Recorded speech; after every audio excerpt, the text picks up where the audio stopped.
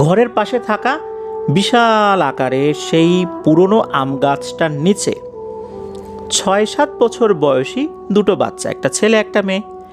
ছেলেটা কাঁধে ঢোল রেখে ঢোল বাজাচ্ছে, আর মেয়েটা ঘুরে ঘুরে নাচছে আর ঝুনঝুনি বাজাচ্ছে।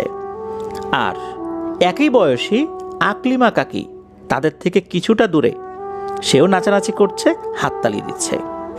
এমন করে চলছে বেশ অনেকটা সময়। এরই মধ্যে কাকির বাবা, উনি কাজ শেষে বাড়িতে ফেরত এসে কাকিকে দেখতে না পেয়ে আশেপাশে খুঁজতে থাকেন।